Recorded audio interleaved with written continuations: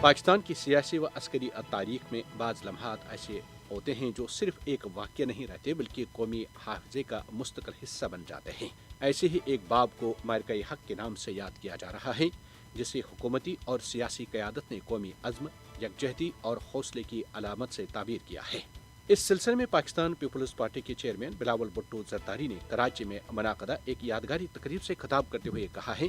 کہ مارکہ حق پاکستان کی تاریخ کا سنہرا باب ہے۔ یہ صرف تاریخ ساز عسکری کامیابی نہیں تھی بلکہ ایک ایسی اجتماعی جدوجہد تھی جس میں قوم نے اپنے اتحاد اور عزم کا عملی مظاہرہ کیا۔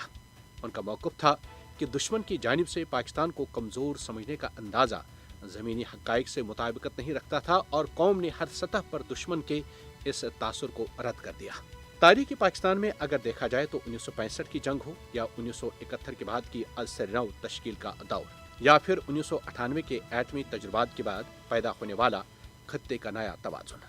ہر مرحلہ اس بات کی گواہی دیتا ہے کہ پاکستان نے اپنے وجود اور دفاع کے سوال پر ہمیشہ اجتماعی شعور کے ساتھ دنیا کے سامنے اپنا بیانیہ پیش کیا ہے۔ اسی تسلسل میں مارکہ حق کو بھی ایک ایسے لمحے کے طور پر یاد کیا جا رہا ہے جس میں قومی یکجہتی نے فیصلہ کن کردار ادا کیا۔ بلاول بھٹو کے مطابق اس موقع پر قوم کا اتحاد پہاڑوں سے لے کر بحیر عرب کے ساحلوں تک پھیلا ہوا تھا اور یہی یکجہتی اس کامیابی کی اصل بنیاد بنی۔ یہ بات بھی اہم ہے کہ سیاسی بیانے میں اکثر ایسی صورتحال کو محض عسکری کامیابی سے نہیں بلکہ عوامی جذبے اور قومی حوصلے کے تناظر میں دیکھا جاتا ہے جو کسی بھی ریاست کی اصل طاقت تصور کی جاتی ہے۔ وزیر اعلیٰ سندھ سید مراد علی شاہ نے بھی اس موقع پر کہا کہ پاکستان ایک امن پسند ملک ہے، تاہم جب خود مختاری یا سلامتی پر سوال اٹھے تو قوم نے ہمیشہ متحد ہو کر جواب دیا۔ ان کے مطابق چند گھنٹوں میں دیے گئے پاکستان کے عسکری رد عمل نے صورتحال کا رخ بدل دیا جو ریاستی تیاری اور عوامی اعتماد دونوں کی عکاسی کرتا ہے۔